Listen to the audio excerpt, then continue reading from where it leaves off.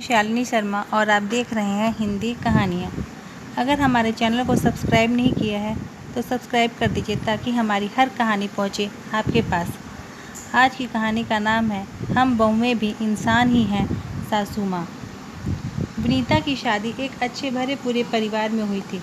विनीता के 2 देवर, 2 ननद और एक जेठ जेठानी और सास ससुर के साथ साथ दादी सास थी। विनीता अपने मायके में सबसे छोटी और लाडली थी। 2 बड़ी बहनें और एक सबसे बड़ा भाई।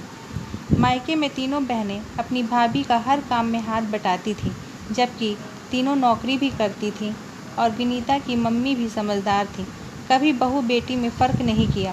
विनीता के ससुराल में कदम रखते ही सासू माँ तो अब बिल्कुल ही निश्चिंत हो गई थीं।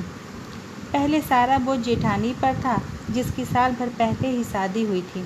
नंदे न नौकरी करती थी और ना ही घर के कामों में मदद, बस घूमना और खाना पीना, क्योंकि उनकी मम्मी ने उन्हें बताया ही नहीं कि भाभी नाम का जीव भी इंसान होता है। सासू माँ ने खुद भी नहीं पता था कि बहुएं भी इंसान होती हैं।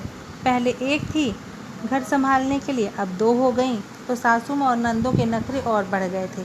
खाने पीने का शौक़ तो थे ही सबके। विनीता ने पहले अपनी जेठानी प्रतिभा से कहा, भाभी पहले तो आप ना कहना सीखिए और खुद पर ध्यान देना सीखिए और काम उतना ही कीजिए जितना आपसे हो सकता है।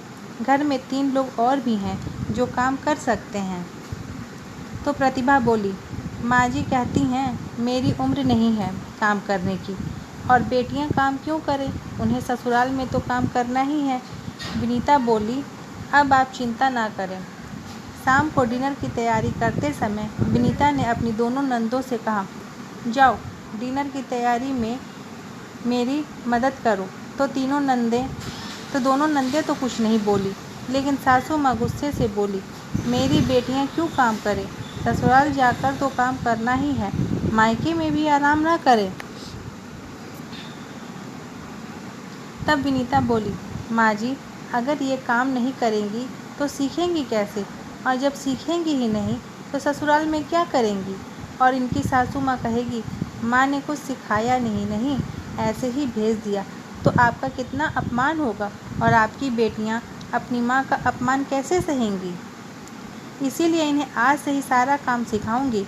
विनीता का पति राहुल भी सारी बात सुन रहा था, तो वे भी बोल पड़ा, माँ विनीता बिल्कुल ठीक कह रही है, वो तो हमारी शानू रानू की भलाई ही सोच रही है। और साथ साथ राहुल की दादी भी बोल पड़ी, शायद पहली बार राहुल की माँ ने तो खुद कभी ज़्यादा काम किया ही नहीं है, सारी ज़िंदगी तो मैंने ही घर संभाला है, अब 2-3 साल से मैं ज़्यादा काम नहीं कर पा रही हूँ। साल भर पहले से तो प्रतिभा बहू सब संभाल रही है। आज सासू माँ की असलियत सामने थी और चेहरे का रंग ही उड़ गया था। विनीता बोली, दादी जी आप चिंता ना करें, आज से सब मिलकर काम करेंगे और सब बराबर काम करेंगे, क्योंकि हम बहुएं भी इंसान ही हैं, ये हमारी सासू माँ को समझाना है। आज तो दादी माँ खुश थी कि चलो उनकी हिटलर बहू का साम्राज्य का अंत हो चुका है और नई समझदार पीढ़ी का राज चलेगा। रात का खाना आज कुछ जल्दी ही हो गया था, क्योंकि बनाने और खिलाने वाले आज 2 नहीं 5 लोग थे।